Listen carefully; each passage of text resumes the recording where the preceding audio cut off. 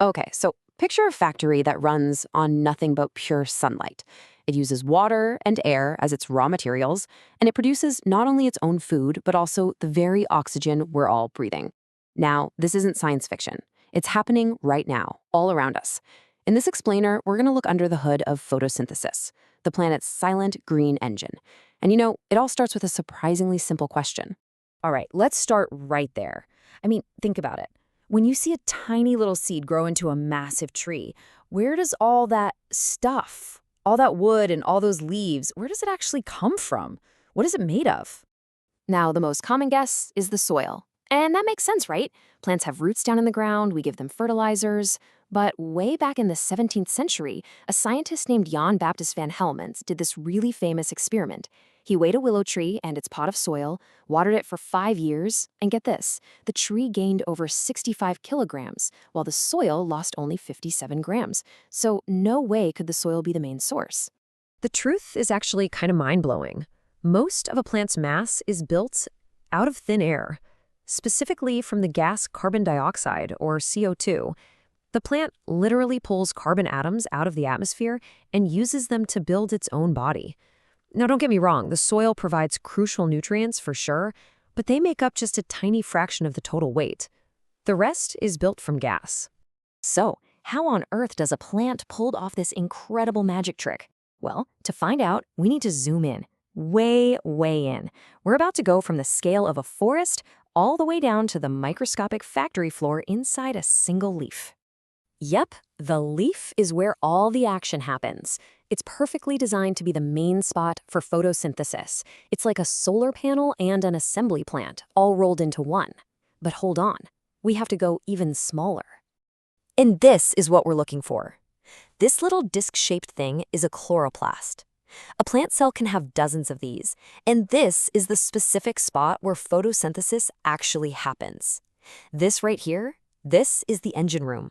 Everything else we're about to talk about happens right inside this tiny green machine. Okay, so we've found our factory. Now let's take a look at the recipe. What are the essential ingredients a plant needs to cook up its own food using the power of sunlight? When you boil it all down, the definition is beautifully simple. Photosynthesis just takes 3 key ingredients, light, water, and CO2, and through a series of chemical reactions, it turns them into 2 really important products, a sugar called glucose, which is the plant's food, and of course, oxygen. So the key is how the plant gathers all this stuff.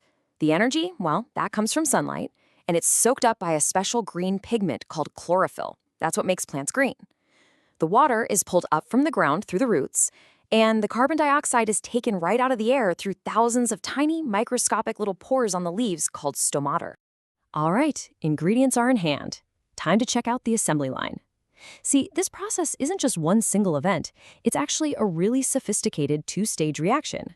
One stage needs light, and you guessed it, the other one doesn't.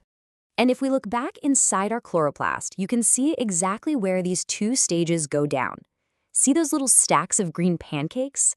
Those are the thylakoids. That's where stage 1 happens. And the fluid-filled space all around them, that's called the stroma. And that's where you'll find stage 2.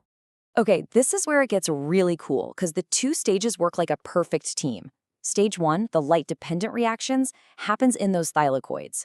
Think of this as the power-up phase.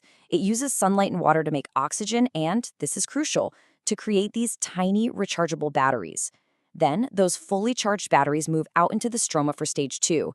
This is the building phase, which uses the energy from those batteries to grab carbon dioxide and build it into sugar, the glucose. We've been deep down in the microscopic details, right? But now we're going to zoom all the way back out, because the real magic of photosynthesis is its planet-sized impact. This single process is, you could argue, the most important one for all life on Earth. Now, don't let the chemistry here scare you. This equation basically tells the whole story in one simple line.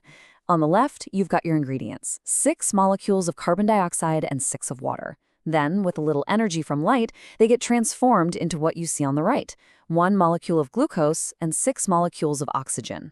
So what happens to these 2 products? Well, the glucose, that's the plant's fuel. It powers all its activities, and it's the building block for its structure, like the stuff that makes up wood. And the oxygen? You're not going to believe this, but to the plant, it's just a waste product. It just releases it back into the air. But for us, well, that waste is everything. And this right here is the key to understanding, well, pretty much all of life. By creating their own food from sunlight, plants are called producers. They are the very first link in basically every food chain on the planet. Every bit of energy a rabbit gets from eating a carrot, or a fox gets from eating that rabbit, can be traced right back to that initial spark of photosynthesis. What do you think that number means? 21%. Well, that's the percentage of our atmosphere that is oxygen, and nearly all of it was put there by photosynthetic organisms over billions of years. From the biggest trees to the tiniest plankton in the ocean, they're constantly topping up the oxygen we all need to survive.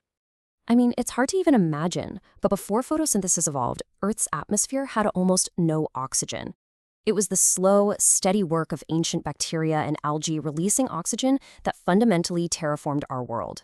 This great oxidation event created the exact conditions that allowed for complex oxygen-breathing life, including us, to even exist. So just take a second and think about that. With just a few simple, abundant ingredients, photosynthesis built our world. It powers our ecosystems, it creates our food, and it generates the very air we breathe.